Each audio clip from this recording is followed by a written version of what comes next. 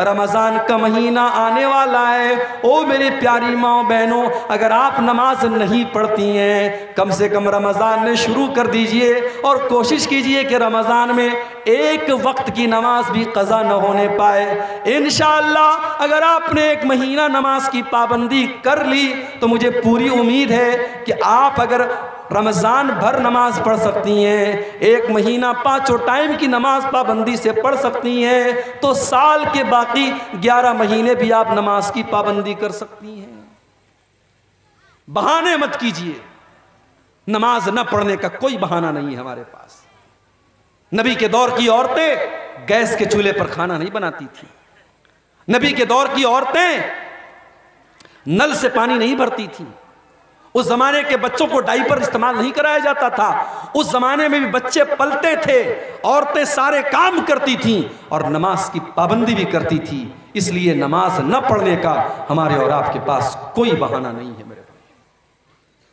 अभी सीरिया के अंदर जो जलजला आया था, उसमें एक 6 या 7 साल की बच्ची ने, जो 3 दिन तक बेहोश थी मलबे के नीचे, जब उसको निकाला गया और होश में आई है वो लड़की, तो 6 या 7 साल की वो बच्ची होश में आने के बाद पहला जो लफ्ज उसके मुंह से निकलता है, पहला जो जुमला उसके मुंह से निकलता है, वो क्या कहती है? कम मिन सलातिन ज़य्यातुहा, कम मिन सलातिन तरक्तुहा। पता नहीं कितनी नमाजें मेरी छूट गई। 6 या 7 साल की बच्ची को इस बात की टेंशन है, इस बात की फिक्र है कि मेरी कितनी टाइम की नमाजें छूट गई। अल्लाह अकबर। आज हम हट्टे कट्टे हैं, तंदुरुस्त हैं, जवान हैं, हमारी माए बहनों का भी यही हाल है, हमारे मर्दों का भी यही हाल है, नमाजें छूट रही हैं, कोई फर्क नहीं पड़ रहा है। रमज़ान का महीना 4-5 दिन में शुरू हो रहा है मेरे भाइयों। आइए हम इस रमज़ान को अपनी ज़िंदगी में एक बेहतरीन तब्दीली का महीना बनाएं। अगर आज तक हम नमाज नहीं पढ़ते थे तो आने वाले रमज़ान में हम नमाज शुरू करते हैं। रमज़ान में सब चेंज हो जाता है ना भाई। सुबह को 4 बजे कौन उठ करके नाश्ता करता है? नाश्ता तो सुबह 9-10 बजे होता है ना। ये सुबह 4 बजे कौन सा नाश्ता हो रहा है? रमज़ान में हम सुबह 4 बजे उठ करके खाना खा रहे हैं। दोपहर का खाना हमारी आदत होती है, मगर रमज़ान के 1 महीना हम दोपहर में कुछ नहीं खाते, सीधे शाम को खाते हैं इफ्तार के टाइम।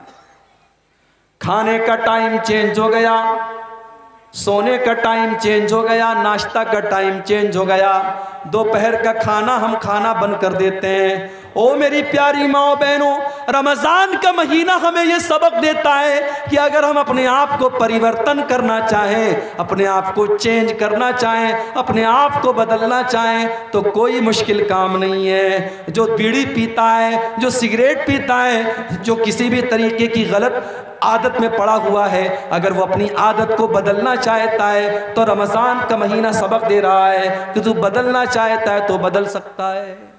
बदलो अपने आप को, अपनी बुरी आदतों पर कंट्रोल पाओ और अपनी अच्छी आदतों को बढ़ाओ। मेरे प्यारे साथियों, अल्लाह कह रहा है वह अक़ीमुन्नस्सलाह, और तो नमाज कायम करो, वह आतीन ज़का, और ज़कात अदा करो, ज़कात अदा करो।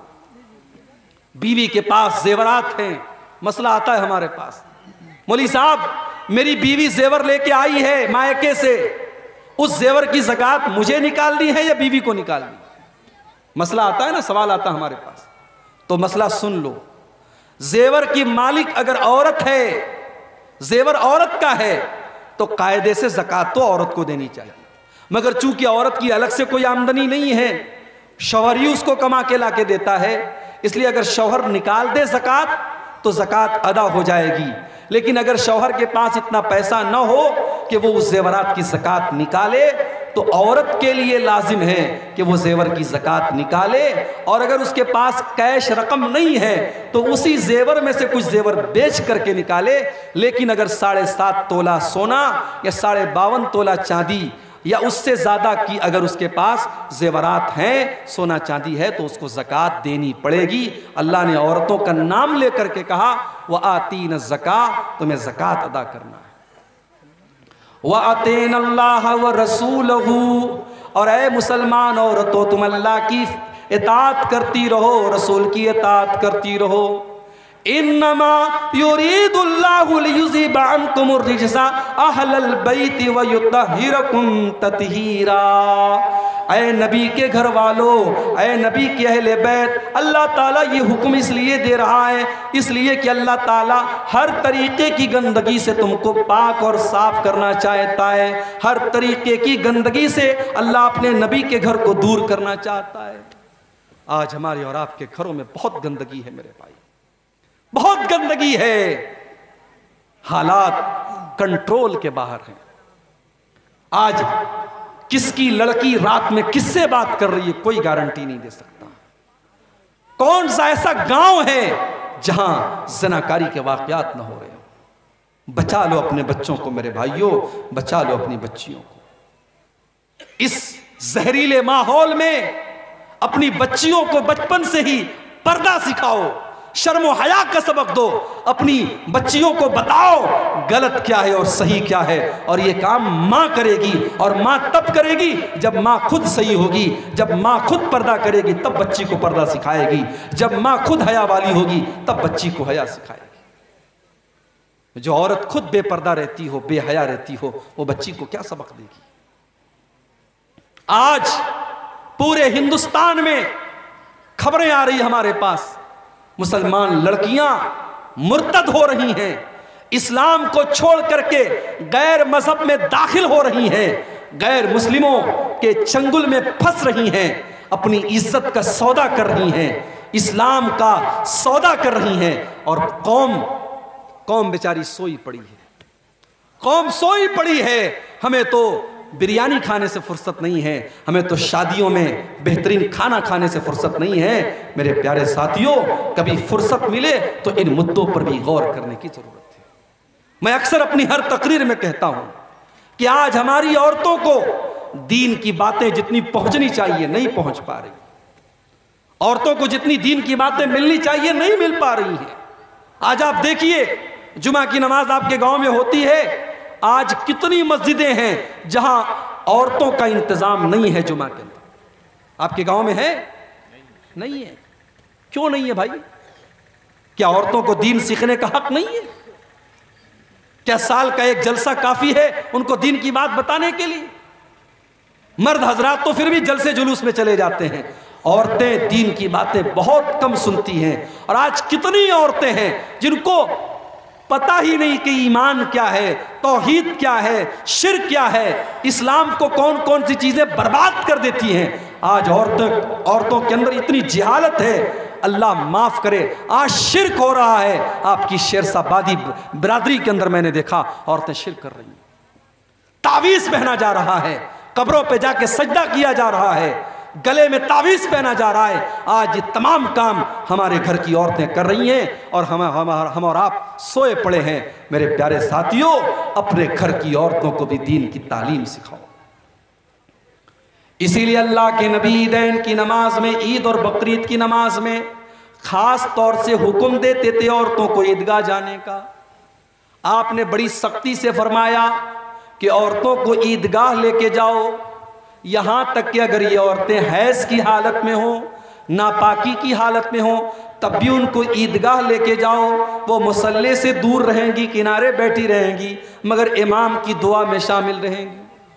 यहाँ तक आपने फरमाया अगर किसी औरत के पास चादर नहीं है, दुपट्टा नहीं है, अपनी पड़ोसन से, अपनी बहन से उधार ले ले, मगर वो ईदगाह में ज़रूर जाए, वो ईद और बकरीद की नमाज में शामिल हो। ये ताकीद की है जनाब मोहम्मद रसूलुल्लाह सल्लल्लाहु अलैहि वसल्लम ने। मेरे प्यारे साथियों, आज हमें और आपको अपने बहन बेटियों की इस चीज़ पर भी तवज्जो देने की ज़रूरत है।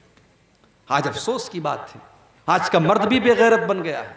घर में बेहयाई हो रही है, मर्द को कोई फर्क नहीं पड़ रहा है, मर्द की पेशानी पर कोई बल नहीं पड़ रहा है। याद रखो, जिस भाई की बहन बेपर्दा घूम रही है और भाई को कोई फर्क नहीं पड़ता, जिस शौहर की बीवी बेपर्दा घूम रही है और शौहर को मजा आता है, और जिस बाप की बेटी टाइट कपड़े पहन करके घूम रही है और बाप को कोई फर्क नहीं पड़ता, वो भाई, वो बाप, वो शौहर बेगैरत है, वो दयूस है। और अल्लाह के प्यारे नबी ने फरमाया कि 3 लोग ऐसे होंगे क़यामत के दिन जिनकी तरफ अल्लाह ताला न तो देखेगा, न बातचीत करेगा, न पाक साफ करेगा।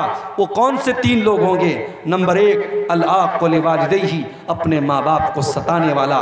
नंबर 2 वल-मरअतुल मुतरज्जिला, मर्दों की नकल करने वाली औरत। और नंबर 3 वद्दय्यूस, बेगैरत मर्द, जिसके घर में बेगैरती हो रही हो और उसको कोई फर्क ना पड़ता। अल्लाह गैरत वाला है, नबी गैरत वाले हैं, सहाबा गैरत वाले हैं। अपने अंदर भी गैरत पैदा करो, शर्म व हया पैदा करो। और जब आपके अंदर गैरत होगी तब आप अपने घर की औरतों को भी गैरत वाला बनाएंगे। अपने घर के अंदर कोई बेपर्दगी आप बर्दाश्त नहीं करेंगे। तो अल्लाह ने फरमाया कि ए नबी की औरतों, अल्लाह ताला हर तरीके की गंदगी से तुमको दूर करना चाहता है। अब यहाँ पर जो आखिरी आयत है कुरान के 22वें पारे में, जो जहाँ अल्लाह ताला अपने नबी को की बीवियों को जो हुक्म दे रहा है, वहाँ पे आखिरी बात जो अल्लाह ने कही, वज़कुरना मा युतला फी बुयूतिकुन्ना मिन आयातिल्लाहि वल हिकमा। ऐ नबी की औरतों, तुम्हारे घरों में जो कुरान पढ़ा जाता है और जो हदीस पढ़ी जाती है उसको तुम याद किया करो, उसका जिक्र किया करो, उसको दोहराया करो, इसी में तुम्हारी भलाई है। रमज़ान का महीना आ रहा है। एक गुजारिश करना चाहता हूं अपने नौजवानों से, हो सके और पॉसिबल है, मुमकिन है, आप 1 महीना फेसबुक को छोड़ दीजिए, 1 महीना टेलीग्राम को छोड़ दीजिए, 1 महीना इंस्टाग्राम को छोड़ दीजिए, और एक कदम और आगे बढ़ के कहूं, 1 महीना यूट्यूब को भी छोड़ दीजिए। आप कहेंगे मौलवी साहब यूट्यूब पर तो आपकी तकरीर सुनते हैं हम, मुझे बहुत अच्छी तरीके से पता है। वो अब्दुल गफ्फार साहब को देखते देखते कब कैटरीना कैफ आ जाती है पता भी नहीं चलता। बड़ा होशियार है यूट्यूब। हम लोग बोलते ना हमारे मोबाइल पर बड़ी गंदी तस्वीरें आती हैं। वो गंदी तस्वीरें क्यों आती हैं? जो आप देखते हैं यूट्यूब वही दिखाता है। आपने एक वीडियो देखना शुरू किया, यूट्यूब बहुत होशियार है, वो समझ गया आपको क्या पसंद है, आप जो देखेंगे वही आपको दिखाएगा। 1 महीना इबादत का महीना बना लो मेरे भाई। जब अल्लाह ने 12 महीनों में इस 1 महीने को चुन लिया है कुरान को नाजिल करने के लिए, भाई अल्लाह अगर चाहता तो कुरान को शाबान में उतार देता, शव्वाल में उतार देता, मुहर्रम में उतार देता, मगर अल्लाह ने रमजान में उतारा। और नाम लेकर के अल्लाह ने कुरान में कहा, शाहरु रमजान अल्लज़ी उन्ज़िला फ़ीहिल कुरान, रमजान के महीने में कुरान को उतारा गया है। इस 1 महीने को जब अल्लाह ने कुरान का महीना बनाया है तो हम और आप इस 1 महीने में कुरान से जुड़ जाएं। मेरे भाइयों, तिलावत करो कुरान की। मेरी माँ और बहनों, तिलावत भी करो 2 तरह की तिलावत। फार्मूला दे रहा हूं, रमजान 3 दिन के बाद शुरू होने वाला है, फार्मूला दे रहा हूं, कोशिश करो इस रमजान में इस फार्मूले पर अमल करें। जब कुरान की तिलावत करो तो 2 तरह से तिलावत करो। एक तिलावत करो सिंपल तिलावत यानी पढ़ रहे हैं आप, अलिफ लाम मीम पढ़ लिया आपने, सयकुल पढ़ लिया, तिलकर रसूल पढ़ लिया, 1-1 पारा 2-2 पारा जितना पढ़ सकते हैं आप तिलावत करें। एक तिलावत सिंपल करें, एक तिलावत आप करें तर्जमा के साथ। आसनुल बयान एक तफसीर है, आमतौर से मिल जाती है, आप उसका मुताला कर सकते हैं। तफसीर इब्ने कसीर आमतौर से मिल जाती है, उसका मुताला कर सकते हैं। कोई भी अच्छी सी मुस्तनद तफसीर ले लें आप, और तर्जमा और तफसीर के साथ जितना हो सके 1 पेज 2 पेज 5 पेज कुरान को समझ करके पढ़ना शुरू करें। इस रमज़ान में आप ये 2 तरीके की कुरान की तिलावत करें, और मोबाइल से जहां तक हो सके दूर रहें। और रमज़ान का महीना सिर्फ भूख और प्यास का महीना नहीं है। 14-15 घंटे आपके भूखे और प्यासे रहने से रमज़ान का हक अदा होने वाला नहीं है। रमज़ान को गुनाहों से बचने का महीना बनाइए। हमने ये भी देखा है, साहब दिन में रोज़ा रख रहे हैं, रात में बैठ करके फिल्में देखी जा रही हैं। मैं कर्नाटक में गया पिछले साल रमज़ान में, वहाँ एक नौजवान मेरे पास आया, बोला मौलवी साहब एक फिल्म है, उसमें अल्लाह के नबी के दौर की कहानी को दिखाया गया है, फिल्म का नाम है द मैसेज। तो बोला कि मौलवी साहब इस फिल्म को देखना कैसा है। मैंने कहा कि ये बताइए कि जो फिल्म आप बता रहे हैं द मैसेज, उसमें सहाबा की तस्वीर भी आई है। कहा कि हाँ, सारे सहाबा को तो उसमें नहीं दिखाया गया है, हज़रत अबू बकर, हज़रत उमर, हज़रत उस्मान, हज़रत अली का चेहरा ढांक के दिखाया गया है, मगर बहुत सारे सहाबा को उसमें फिल्माया भी गया है, जैसे हज़रत हमज़ा हैं, हज़रत बिलाल हैं, तो उनको दिखाया गया उसमें। मैंने कहा एक बात बताऊं आपको, चलो 2 मिनट के लिए मान लो कि फिल्म की स्टोरी सही है, फिल्म में जितना कुछ बताया गया है सब बिल्कुल सही है, मगर आपने अगर उस फिल्म में हजरत बिलाल को देख लिया तो जब भी हजरत बिलाल का नाम आएगा तो आपको उसी फिल्म वाले बिलाल याद आएंगे। जब भी हजरत हमजा का नाम याद आएगा आपको लगेगा हमजा वही है जो मैंने द मैसेज फिल्म में देखा था। मैंने कहा यह बिल्कुल भी मुनासिब नहीं है कि सहाबा के ऊपर बनी हुई फिल्में हम देखें। सहाबा की सीरत को समझने के लिए हम ऑडियो सुन सकते हैं, तकरीरें सुन सकते हैं, किताबें पढ़ सकते हैं, लेकिन सहाबा के नाम पर जो फिल्में बनेगी वो मुनासिब नहीं है। तो रमज़ान के महीने में वहाँ कर्नाटक में लोगों ने बताया कि बड़े शौक से लोग देखते हैं और लोगों को ये लगता है कि साहब रमज़ान का महीना है तो ये वाली फिल्म देखना, इसमें बड़ा सवाब का काम है। तो ये कोई सवाब का काम नहीं है। कुछ दिनों तक अर्तगरल गाजी के नाम से एक मूवी आई थी, उसमें बड़ी बहादुरी के वाक़यात दिखाए जा रहे थे। हमारे बाज़ नौजवान बड़े शौक से उसको देख रहे थे कि साहब ये तो बड़ी बहादुरी की बातें हैं। फिल्म होती है, उसमें कहीं ना कहीं गड़बड़ी होती है। इसलिए रमज़ान में इन तमाम फजूल चीज़ों से मेरे प्यारे भाइयों और मेरी माँ और बहनों, हम अपने आप को बचाएं, अपनी नज़रों की हिफाजत करें, अपनी ज़ुबान की हिफाजत करें और कोशिश करें कि ये जो रमज़ान 2023 का आने वाला है ये हमारी ज़िंदगी का सबसे बेहतरीन रमज़ान बन जाए। हम में से बहुत सारे लोग पिछले साल रमज़ान में हमारे साथ थे, इस साल नहीं हैं, इस साल नहीं हैं, किसी एक्सीडेंट में इंतकाल हो गया। अभी बनारस में हमारे एक रिश्तेदार हैं, हमारे दोस्त हैं, उनकी बहन की शादी थी।